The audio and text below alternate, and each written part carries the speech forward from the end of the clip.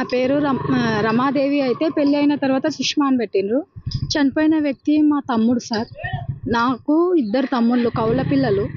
అయితే రీసెంట్గా మా చిన్న తమ్ముడి పేరు తేజేశ్వరు. అతడు surveyor sir, licence surveyor. November నెలలో మేము అరేంజ్డ్గానే ఒక సంబంధం చూసినాం. వాళ్ళు వచ్చి అడిగినారు, సరేలే చేద్దామని మంచిగా ఉంటే చేద్దాంలే అని అనుకొని చేసినాము. ఎంబడెంబడే సంబంధం మాట్లాడి మంచి పిల్లగాడని చెప్పి ఎంగేజ్మెంట్ చేయించిన తర్వాత పాప ఏం చేసింది, పెళ్లి కుదిరించుకున్నాము, పత్రికలన్నీ పెట్టుకున్నాము. ఇవ్వాలి అనుకునే టైంలోనే ఆ పాప వెళ్ళిపోయింది. మా తమ్ముడి మీద బ్యాడ్గా లెటర్ రాసి వెళ్ళిపోయింది సార్. వెళ్ళిపోయిన తర్వాత మేము పాప వెళ్ళిపోయింది కదా అని మేము మనసు మార్చుకొని మా తమ్ముడు ఇంకొక సంబంధం చూసుకుందామని మనసు మార్చుకొని ఉందామనేసరికి మళ్ళీ ఏం చేసినారు ఆ పాప వాళ్ళు, లేదు నాకు మా అమ్మ డబ్బులకు టార్చర్ పెట్టడం వల్ల తట్టుకోలేక నేను డబ్బులు కట్నం ఏది పెళ్లి ఖర్చు అది ఇది అని ఒకటే నీ వల్ల ఇది అవుతుంది అది అవుతుంది అని చెప్పిస్తుంది, అది ఇది అని టార్చర్ పెడుతుంది అని చెప్తే నేను వెళ్ళిపోయినా, డబ్బుల కోసం ఇబ్బంది అయ్యి వెళ్ళిపోయినా అది ఇది అని చెప్తే సరేలే అని మా తమ్ముడు, అరే ఒక ఆడపిల్ల కదా అంతగానం బాధపడుతుంది, అంత ప్రాధాయపడుతుంది, నాకు నువ్వంటే ఇష్టము, నువ్వు లేకుండా నా జీవితం పాడవుతుంది అది ఇది అని చెప్తే సరేలే అని మా తమ్ముడు అన్నాడు. అయినా మా ఇంట్లో వాళ్ళు వద్దు, ఆ పిల్ల వారం రోజులు ఎక్కడ పోయిందో తెలియదు మనకు, అట్లాంటి పిల్లని మనం చేసుకుందామో వద్దు తేజ అది ఇది అని మేము అందరం నచ్చ చెప్తే ఆ పిల్ల ఏం చేసింది, బాగా మంచిగా మాయమాటలు చెప్పి మా తమ్ముడిని బాగా వలలో వేసుకున్నది.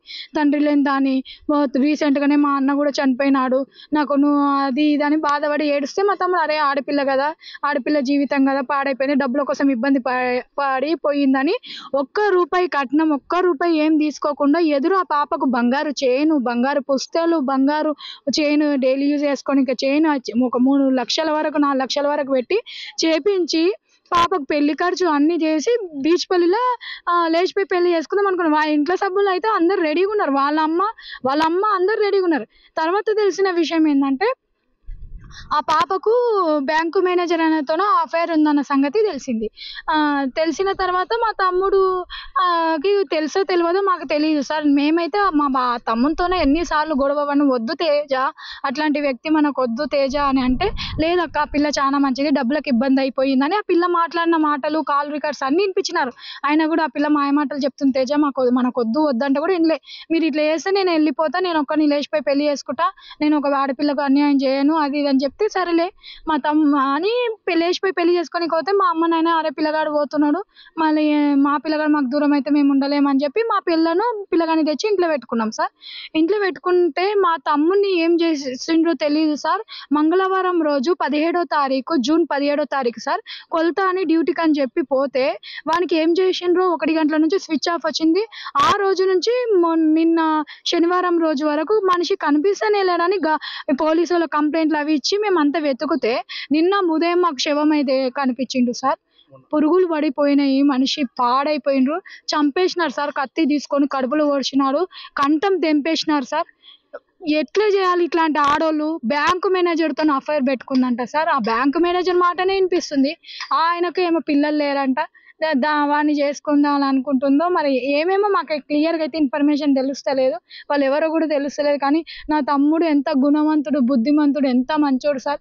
ఒక ఆడపిల్ల జీవితం అన్యాయం అవ్వకూడదని ఆ పిల్ల ఇంట్లోకి వెళ్ళిపోయిన పిల్ల అని కూడా తెలిసినా కూడా నా తమ్ముడు బంగారం ఎంత మంచి పిల్లలు వచ్చి ఇచ్చిపోతామన్నా కూడా సరేలే ఒక ఆడపిల్ల జీవితం అని చేసుకున్న పాపానికి ₹1 ఖర్చు లేకుండా వాళ్ళకు ఎదురు పైసలు పెళ్లి ఖర్చు అన్ని మోసుకొని వీడు చేసుకొని మేము చేతులారా మా తమ్ముడు చేతులారా జీవితాన్ని నాశనం చేసుకున్నట్టుంది సార్. ఇట్లాంటి ఆడవాళ్ళు మాయమాటలు చెప్పే ఆడవాళ్ళు భూమి మీద ఉన్నంత వరకు ప్రపంచం బాగుపడదు సార్. ఇట్లాంటి ఆడవాళ్ళను కఠినంగా శిక్షించాలి. నా పేరు Boya Srinivas, ASI, central reserve police force 192 battalion Gadchiroli. నేను అక్యూజ్డ్ తేజ వాళ్ళ బావని. ప్రస్తుతం గడ్చిరోలి నక్సలైట్ ఏరియాలో డిప్లాయిడ్ ఉన్నా. మా బామర్దిని అంతగానో మోసం చేసి ఆ పిల్ల మ్యారేజ్ చేసుకున్నది, అంత ప్లానింగ్ చేసి ఆ బ్యాంక్ మేనేజర్ తిరుమలరావు అంత ప్లానింగ్ చేసి వాడిని దారుణంగా చంపిండ్రు. నేను ఎస్హెచ్ఓ గద్వాల్ టౌన్ని పర్సనల్ రిక్వెస్ట్ చేస్తాకి ఈ కేసును పర్సనల్ ఇన్వెస్టిగేషన్ని హై ప్రయారిటీ ఇచ్చి అక్యూజ్డ్ అందరి పైన మొత్తం అన్ని ప్రూఫ్ కలెక్ట్ చేసి తొందరగా కేసు ఫైల్ చేసి శిక్షణ ఇప్పియండి, ఇదే రిక్వెస్ట్.